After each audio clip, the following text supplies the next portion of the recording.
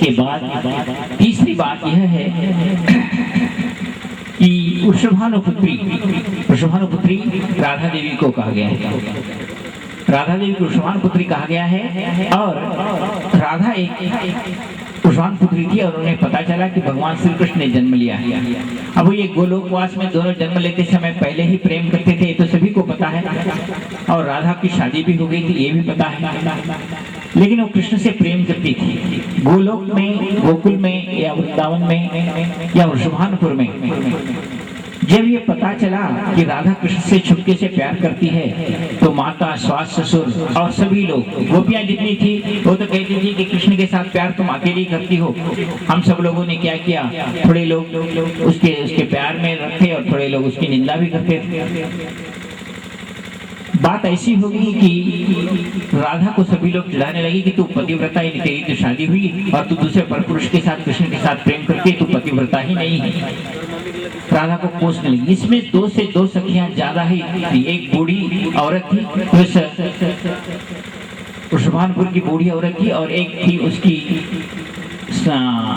सहेली, उसका नाम था विशाखा। वो कभी भी राधा से कहती थी तू तो बहुत खराब है, तू पतिव्रता नहीं कहलाने के लायक है। और ये बात फैलते फैलते गोकुल, मथुरा सब तरफ फैल गई और राधा को सभी लोग कोसने लगे। लेकिन राधा अपनी दीवान थी, अपने कृष्ण प्रेम में लीन रहती थी। बाद में एक दिन ये बात बढ़ते बढ़ते हुए इतनी बढ़ी कि राधा रोने लगी। और जब एक बार एकांत में कृष्ण के साथ मिली तो कालिंदी नदी के पास कृष्ण को उसने कहा कि सब लोग मुझे इस तरह कोसते हैं कि मैं शादी होने के बाद भी मैं तुमसे प्रेम करती हूँ, मैं पतिव्रता नहीं हूँ और मेरे से मैं सती होने के लायक नहीं हूँ, और मेरा ये प्रेम नहीं है। वही सच्चे प्रेमी है, वही पतिव्रता है और सती है, ऐसा कह रहे हैं। तो कृष्ण ने कहा राधे, तेरा और मेरा ये संबंध इस जन्म का नहीं है, तो शापग्रस्त होने के कारण इस बार तूने दूसरे पति से शादी की, लेकिन तेरा और मेरा प्रेम का संबंध कोई इसको रोक नहीं सकता। प्रेम सतीत्व से ज्यादा होता है। तो राधा ने कहा मैं इसके लिए नहीं डर रही हूँ कि मुझे कोसा जा रहा है, मुझे निंदा किया जा रहा है, मुझे गाली दे रहे हैं, मुझे अच्छी तरह नहीं देख रहे, इसलिए मैं नहीं डर रही हूँ। मैं केवल इसलिए कह रही हूँ कि कृष्ण मेरे कारण तू बदनाम हो रहा है, इसका मुझे बहुत दुख हो रहा है।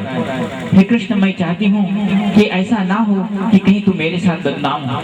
मैं चाहती हूँ कि तेरी कीर्ति संसार भर में फैले।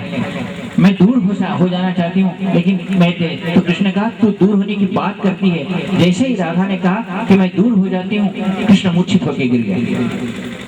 मूर्छित हुए। ये बात सारे नंद गोकुल में, नंद में यशोदानंद जी के पास चली गई। राधा घबरा गई और भाग गई। राधा भाग गई ये कहते हुए कि कृष्ण मूर्छित हो गए हैं। जब राधा ने केवल ये बात कहा कि मैं तेरे से दूर रहना चाहती हूँ क्योंकि तू मेरे से बदनाम होता है, तो कृष्ण मूर्छित हो गए, गिरे। तो जब मूर्छित हो गए तो वहां से नारद जा रहे थे, देखा वाह योग माया, भगवान श्री कृष्ण तेरी माया तू जाने, क्यों मूर्छित हो गया? राधा से इतना प्रेम करने वाला तू मूर्छित हो गया क्यों? यशोदा भागते हुए, नंद भागते हुए आए, सभी लोग गोकुल के लोग आए। व्रज में सब तरफ डंगोरा पड़ गया कि व्रजनंदन कृष्ण भगवान मूर्छित हो गए हैं, उनको क्या रोग हो गया ये पता नहीं, क्योंकि राधा तब तक भाग गई थी। आए नाड़ी देखी गई, सब लोगों ने देखा कि मूर्छा से बाहर आने वाले नहीं। सभी लोगों ने एक वैद्य को ढूंढ रहे थे, सभी वैद्यों ने कहा इस मूर्छा का रोग हमें पता नहीं, क्या रोग हुआ है ये हमें पता नहीं। एक दिव्य वैद्य वहां से आया, जंगल से आया और कहा कि मैं कृष्ण को ठीक कर सकता हूँ, मेरे में एक ज्ञान है। उन्होंने कहा, माता यशोदा ने कहा कि जो भी मांगेगा मैं देने के लिए तैयार हूँ, तू किसी भी तरह मेरे कृष्ण को उठा दे जो मूर्छित हो गया है, किसी भी तरह कर, क्या भी चाहता है तो जो चाहता है वो दूंगी। माँ तुझे चिंता करने की बात नहीं, बस मैं जो कहता हूँ तो वो कर, वो बात ठीक हो जाएगी।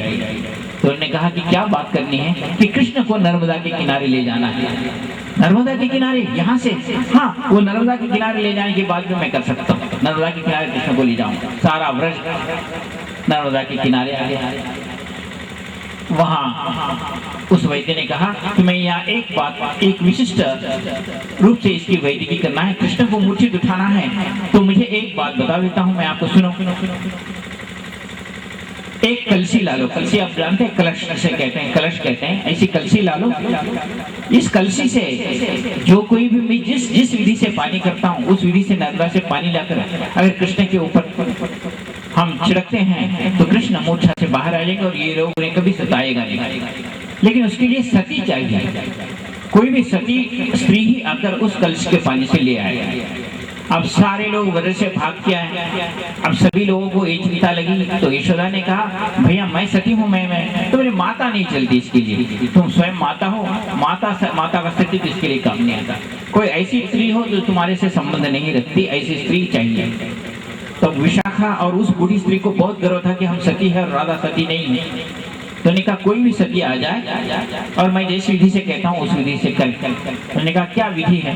उन्होंने कृष्ण के 2-3 बाल निकाले और बाल निकालकर उसकी एक बड़ी डोरी बनाई, बड़ी लंबी डोरी बनाई और एक नौका से जो नर्मदा में बह रही थी उस नौका को बांधा और एक दूसरी छोर पर बांध दिया और कहा कि मैं एक कलश लेके आओ। उस कलश को उन्होंने 16,000 छिद्र किए, छोटे एक सोने की काठी से 16,000 छिद्र किए और कहा जो भी सती स्त्री है इस बाल पर से चलते हुए नर्मदा के किनारे 3 बार इधर से उधर से आए और इस कलश में पानी भरकर आकर कृष्ण पर जो छिड़क दें कृष्ण उठ जाएंगे। यशोदा रोने लगी, अरे भाई ये असंभव बात कोई है? ऐसा कोई हो सकता है कभी? बाल पर चढ़ने वाले कोई है? तो वो वैद्य कहता है माता सती स्त्री तो आकाश में उड़ सकती है, सती स्त्री तो पानी पर चढ़ सकती है, सती स्त्री अग्नि में कूद सकती है, सती स्त्री की तो महिमा आप जानते ही नहीं, जो भी सती है आ सकती है। अब वो ठुमठुमाते हुए वो विशाखा आ गई और कहने लगी मैं सती, उसको गर्व था। अरे वाह आप तो सती हैं, आप आ जाएंगे जरा बाल पर चढ़ के चलते हुए कलशी को ले जाकर आ जाइए। उन्हें जैसा ही बाल पर पाँव रखा ढूंढ मिलकर ढुक गई, नीचे गिर गई। सब लोग उसको अपने सतीत्व का होश आया कि मैं सती नहीं, और वो वहां से कही ये सब ढोंग है, बदमाशी किस कारण किया है, ऐसा हो ही नहीं सकता, कोई बाल पर चल नहीं सकती, ऐसा हो ही नहीं सकता। वो चली गई वापस। उतने में वो बुढ़िया करने लगी मैं सती हूँ, मैं चला गई। उसने कदम डालना था, उसको तो बाल ही नहीं दिखा, कहाँ बाल है? वो सब तो जहाँ की रस्सी बनी हुई वो ही नहीं दिखा। अरे मुझे नहीं दिख रहा है। अरे तो सती है तो बाल क्या, बाल का खाल भी दिखेगा, तो पाँव तरफ दे। उसने वो देखा, उसको बाल नहीं दिखा और वो भी गिर गई और चिल्लाने लगी मुझे बचाओ बचाओ बचाओ। वो भी वहां से चली गई। बाद में ये बात पहुंचते पहुंचते राधा के कान में गिरी कि कृष्ण मूर्छित हो गए, अभी उठ नहीं रहे हैं और वो मूर्छित हो गए। एक वैद्य आया है और उसने एक बात कही है कि जो इस बाल पर चढ़कर जाकर कलशी में पानी लाते हैं वो कृष्ण को उठा सकेंगे। राधा आई, कृष्ण कृष्ण करते हुए आई, क्या होगा, ज्यादा से ज्यादा नर्मदा में पड़कर मर जाऊंगी, इससे क्या ज्यादा हुआ। और उसने उस बाल पर पांव रखा, जैसे ही गई वो उस बाल पे चलते हुए गई, पीछे मुड़ के देखा, दूसरी बार चली, तीसरी बार चलते हुए आई। ये जो दोनों लोग थे वो लोग देखने लगी और कलश में पानी उसने भर लिया और आई और कृष्ण पर उसकी धारा छोड़ दी गई। जैसा ही उस घगरी से जो 16,000 छिद्र थे उससे धाराएं कृष्ण पर पड़ी तो कृष्ण उठे और देखते हैं तो राधा तभी कृष्ण उठ जाने से वो कहाँ गएंगे कि तू कहाँ गई, फिर आके मेरे को पकड़ लेंगे। राधा ने उसको उस गगरी को उस कलश को वहीं रखा और भाग के खड़ी हो गई। सभी लोगों ने राधा को पुष्प वर्षा हुई, भगवान ने और राधा की सतीत्व की तारीफ बहुत प्रशंसा की। तो कृष्ण वहां से उठे और कहने लगे कि मुझे धारा धारा धारा धारा कहने लगे, यानी उस कलशी की धारा, वो धारा धारा राधा हो गया।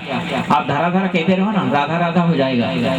तो राधा राधा कहने लगे, धारा धारा कहने लगे और उन्होंने कहा कि राधा वहाँ शुभान पुत्री राधा वहां से जा रहे थे और उनके पीछे भागते हुए गए। और जब उन्होंने देखा कि राधा जा रही है तो राधा से कहा कि ये राधा अब कह दे कि कौन सती है। सभी लोगों ने नीचे सर मुड़ एक डालकर कहा कि राधा ही सती है। और वह कार्य भी इस सौभाग्य सुंदरी देवी की आराधना करने वाली राधा से यही हुआ था। और यह वही कथा है जहाँ राधा ने इस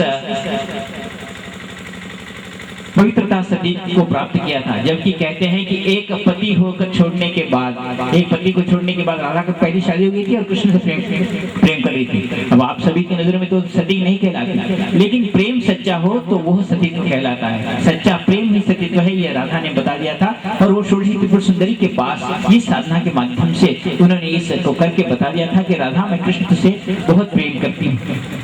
जब ये बात हुई, कृष्ण ने उनके सतीत्व का उदाहरण दे दिया और बता दिया। सभी लोगों ने उस दिन से राधा को ये बात कहते हुए छेड़ना, कि ये बात कहते हुए निंदा करना, इन बातों को उन्होंने उस दिन से छोड़ दिया और राधा कृष्ण की वह जोड़ी इस संसार में अमर हो गई। आप इस बात को सभी लोग जानते हैं और वह भी सौभाग्य सुंदरी की कथा है जहाँ ये महान कहलाने लगे। इसके बाद एक विशेष स्थान ये था कि आपको सभी को पता है